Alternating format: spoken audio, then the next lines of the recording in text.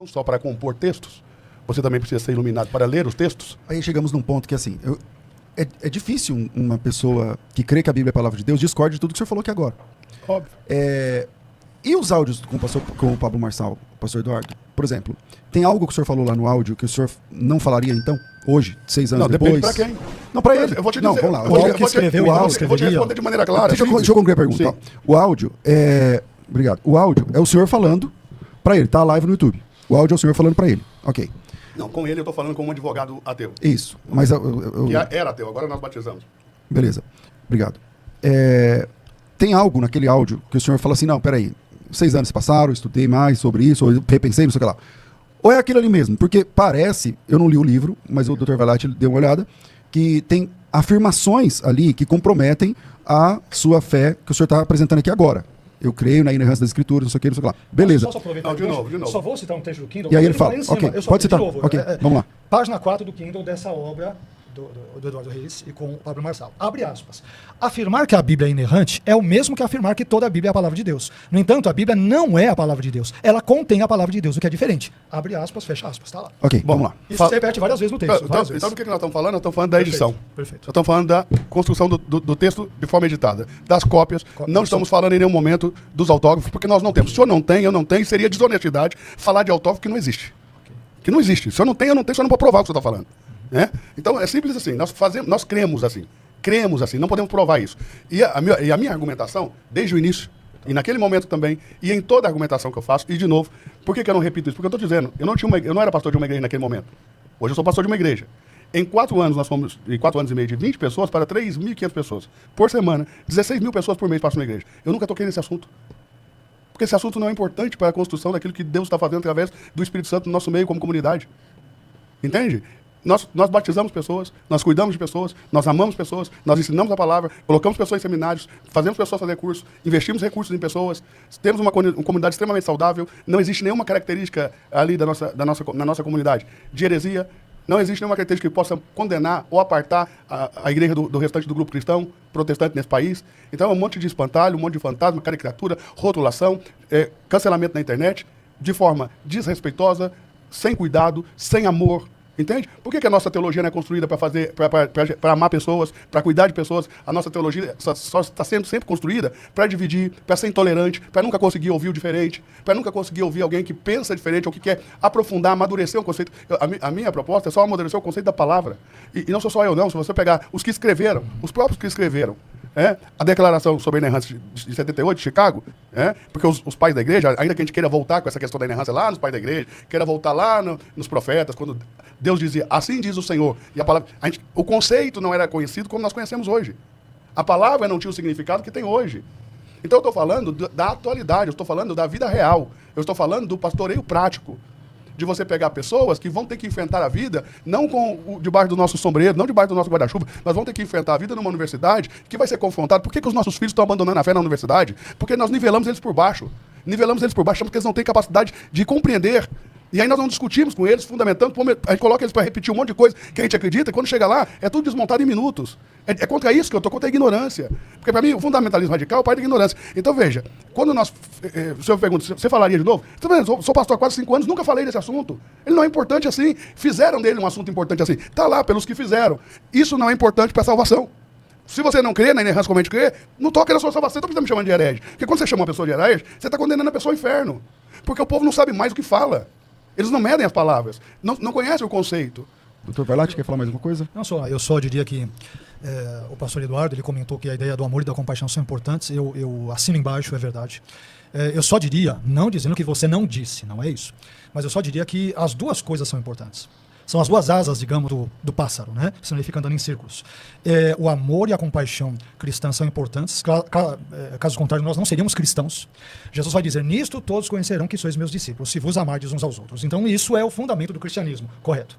Mas o outro lado do cristianismo é que nós temos um fundamento também para a nossa fé e que envolve esse apreço, esse amor e esse cuidado zeloso, que nós estamos tentando demonstrar aqui nesta manhã, agora não é mais manhã, já deve ser tarde, acerca da palavra de Deus. Então eu diria que as duas coisas são importantes, que é tanto esse amor, essa compaixão, esse trato fraterno, cristão, piedoso e assim por diante, educado, né, e cortês, mas sem negociar jamais os valores bíblicos, teológicos, que de fato se consolidam como fundamentos da nossa fé cristã. Afinal de contas, se somos cristãos, nós somos a partir daquilo que nós lemos e ouvimos na Bíblia. Não é uma fé cristã que ela surgiu ou caiu de paraquedas, ela é resultado da tradução da Bíblia para os seus diversos idiomas ao longo do mundo, a partir das línguas originais, hebraico, aramaico no Antigo Testamento e grego no Novo, e a partir das traduções desses textos, traduções estas que podem ter problemas e tem, correto, manuscritos e outros, mas a partir disso que nós temos a nossa fé. Por isso que eu julgo que é importante esse nosso bate-papo sobre inspiração, inerrância e tudo, é fundamental para a nossa fé. O pastor Eduardo quer fazer duas perguntas. Duas perguntas. Primeira, quando uma comunidade de fé, e quais são, eu quero aprender do senhor, quando uma comunidade de fé, quais são as características de uma comunidade de fé que guarda zelosamente os cuidados com a palavra? Quais são as características de uma comunidade de fé que guarda zelosamente a palavra? Bom, ela estuda a palavra, ela lê a palavra, ela busca praticar a palavra, ela busca proclamar essa palavra, ela busca ter uma vida cristã diária de acordo com os valores presentes na palavra, sobre a oração, sobre o amor ao próximo, sobre o amor a Deus acima de todas as coisas e o próximo como a si mesmo, e assim sucessivamente, o tipo de liturgia que deve ter, que tipo de relacionamento com Deus e com as pessoas e com o seu entorno e com a sociedade e com o planeta deve ter, de forma bem sucinta, isso tudo que uma comunidade de fé deve ter. Tudo isso. Tudo isso que o senhor falou é o extrato da comunidade que eu sou pastor da Reino e acrescento mais uma mensagem extremamente cristocêntrica e uma igreja que expressa a Cristo e não ministro. Porque nós decidimos não ficar na infantilidade de expressar ministros, como fazem a maioria das igrejas que eu conheço, e aqui tecendo uma observação crítica, as igrejas que expressam mais o ministro do que o próprio Cristo. Nós decidimos que a nossa igreja, quando nasceu, sabíamos mais o que não iríamos fazer, que nós não queríamos do que o que queríamos, mas decidimos expressar a Cristo, ter uma mensagem cristocêntrica, música cristocêntrica, comunidade que tem comunhão, e comunhão não é só sentar para sentar e comer, não. Tudo que o senhor disse é o extrato do que nós somos como comunidade. Como, então, por causa de uma discussão teológica, no âmbito da teologia, porque nunca chegou isso no âmbito da vida da igreja, da vida prática da igreja, que eu pastoreio, ok? Pode taxar como herege uma comunidade inteira. A igreja não é herege. Mas alguém falou que a comunidade, a igreja que o senhor pertence inteira é tudo herege? Falaram Quem falou que isso? O Tribunal Digital. Falaram que a igreja Mas é você herege. tem nome? Não, tem vários nomes. Inclusive, nós estamos com várias ações sendo movidas contra essas pessoas. Contra influencers irresponsáveis que taxaram toda uma comunidade por causa de uma discussão teológica de herege. E vou voltar a dizer de novo, não sou eu que estou dizendo, não. 300 teólogos, dos mais importantes e renomados possíveis, admirados por muitos de nós aqui, se reuniram em Chicago, em 1978, e escreveram um artigo que foi chamado a Declaração de Chicago sobre a Inerrância. Eles, não eu, no artigo 19, disseram que essa questão da inerrância não é uma questão referente à salvação. Ponto. Ninguém perde a salvação por não querer a inerrância. Então você taxa de herege. Uma pessoa que está discutindo um argumento teológico, porque isso aí é uma percepção teológica, não uma verdade bíblica, como a inspiração quando o senhor leu aí. Que a inspiração, ela é bíblica, indiscutivelmente bíblica. Inerrância é uma percepção teológica. Não podemos confundir isso, que é isso que confunde o brasileiro.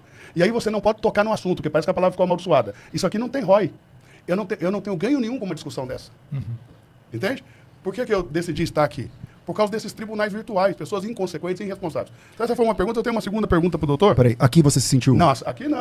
Aqui a única coisa que eu iria dizer, eu com todo respeito ao pastor Elias Soares, que é uma pessoa que eu aprendi assistindo na internet a admirar, entender que a fala dele foi intolerante, agressiva, desrespeitosa, desnecessária. Não falei que ele era meu aluno, não sei por que ele ficou tão ofendido. Não falei... Eu coloquei a fala dele porque você deixa eu falar. o mencionou. Eu não falei, eu não ouvi antes também. Eu mencionei de uma maneira respeitosa. E a agressão foi outra.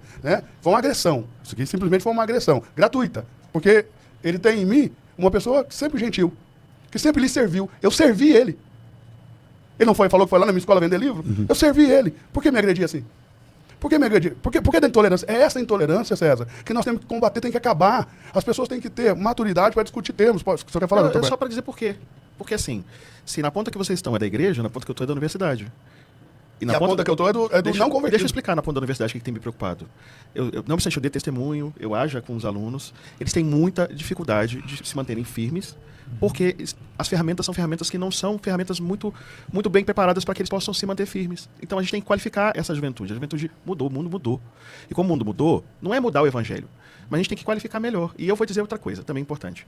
O que está impedindo a gente mudar é exatamente essa nossa tendência é a mundanização.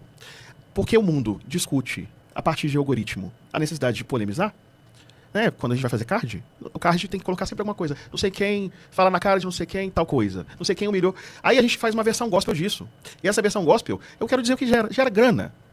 Gera grana, mas não gera transformação e base. E aí eu me alegro de estar aqui. Eu gostei muito do Dr. Vailate. Vou dizer por quê.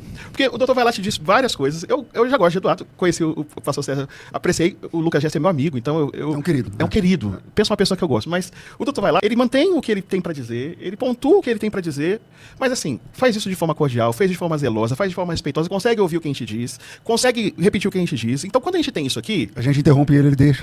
Mas quando acontece isso, sabe o que acontece? Nós melhoramos. Eu aprendi com ele, com o pastor Eduardo e com o senhor. Eu tenho certeza que ele também aprendeu. Assim, nós estamos nos complementando, nós estamos aliados para complementar. Exatamente. Quando eu disse, por exemplo, o senhor falou do final, agora eu vou falar do começo, falei dos teólogos. Percebe? Uma aliança de irmãos para gerar uma harmonia, uma confiança. Se nós fizéssemos mais isso, nós não faríamos como está acontecendo com os jovens. Os jovens chegam lá, armados, eles são minoria, muitas vezes são minoria, querem ficar brigando com todo mundo, daqui a pouco eles desistem, e passa 2 anos, eles estão sem nenhum rumo. Eu cansei de ver isso. E por isso, só para terminar, por isso que o meu ministério hoje pastoral é com essas pessoas. E é por isso que eu estou aqui. E às vezes a academia são os anos mais áridos da vida espiritual da pessoa, porque ele chega lá assim, dessa forma e acaba... Pastor César, sabe por que eu vim para cá? Os filhos não têm que ir mais para a faculdade. Pastor César, eu vim... E não é tá errado, né? E não é um pastor de uma igrejinha no bairro, não. Pastor Eduardo, disso. Pastor Eduardo, a razão de eu ter vindo para cá, assim, eu vim para cá com muito gosto, eu vim de Feira de Santana. Não é porque eu queira promover livro, você não me vê divulgando nada em lugar nenhum. É porque eu, de fato, acredito que espaços como esse podem construir uma reflexão tão boa e um movimento tão bom para fortalecer a igreja e deixar a igreja preparada, por exemplo, para quando olhar uma coisa que parece estranha, como as coisas que foram ditas pelo pastor Eduardo, a gente aprender a fazer esse caminho, o caminho de chama. Eu acho notável. Chama, dialoga, limpa o campo, preserva a igreja, preserva as pessoas e no fim entrega o quê? Entrega maturidade para as pessoas. Então isso é o serviço do reino e a gente está aqui servindo o reino. Perfeito. Bom, eu quero... Alguém mais quer falar? Acrescentar alguma coisa? Eu só ia dizer algo bem breve e sempre de forma muito irênica, como tenho buscado me portar aqui em outros debates, podcasts e tudo. Ele disse irênica e não irônica. Não sou dono da verdade, não sou absolutamente melhor do que ninguém, muito pelo contrário. Apenas ponto de uma fala do pastor Eduardo Reis, que ele comentou sobre a importância da inspiração, que ele entende que a inerrância não é tão importante. Eu divirjo respeitosamente. Conceitualmente. Tudo bem, é só conceitualmente. Perfeito. Mas assim, eu entendo que não dá para falarmos de inspiração, a Bíblia sendo inspirada pelo Espírito Santo, Deus conservando os autores na escrita dos autógrafos e tal, por mais que tenhamos discutido sobre cópias e tudo, e admitir eventuais contradições ou erros e que ela não seja inerrante ou que a inerrância não seja até fundamental para a salvação. Eu tenho uma divergência quanto a isso, porque... Não sou eu que falei, foi os de Chicago que falaram. Não, perfeito, mas eu digo, mas você parece... Sim, eu estou só repetindo o que eles estão dizendo lá. Mas você concorda com isso? O que eu estou dizendo para o senhor é que o uso do termo, ainda que eu também divirjo do senhor quanto ao uso do termo, não tem nenhum problema. O que tem que ficar claro aqui é que em nenhum momento eu, que sou apaixonado pelas Escrituras Sagradas, sou apaixonado pela Igreja de Cristo, estou aqui descredibilizando, porque essa é a tentativa da internet, de me colocar de um lado como alguém que está desconstruindo a Bíblia, minando a autoridade da Escritura, minando a autoridade da revelação divina. Isso não aconteceu aqui, eu não fiz isso aqui e não fiz isso em lugar nenhum. Mas nesse caso, viu? A nossa discussão é simples. Mas, então deixa eu dizer onde eu divido os dois. Só um detalhe. Eu acho que isso é importante porque toca de perto aquilo que o pastor César perguntou agora há pouco, é o que eu falei. E ele comentou muito bem, ele tocou na ferida. O problema todo, um dos problemas que devem ter gerado tudo isso, não apenas os videozinhos, os shorts, aquela coisa toda, mas o teor, o conteúdo do que o irmão escreveu, ou hipoteticamente escreveu com o Pablo Marçal, eu recebi uma enxurrada de pessoas para me mandarem o texto e eu acabei comprando, eu comprei pelo Kindle na Amazon. Sim. Eu confesso, e de novo, eu digo com todo respeito, pastor, que quando eu li a parte sobre inerrância, eu quase caí duro. Eu falei, ela é problemática demais, ela é complicadíssima, tá errado. Né? E quando o César então me convidou, eu não conhecia, você tem alguns vídeos que o pessoal passa na internet, aquela coisa, não conhece um vídeo do outro, nunca tinha ouvido nada e tal. E o César me convidou, eu falei, poxa, vou aproveitar e vou ler sobre o assunto, já que ele é pertinente.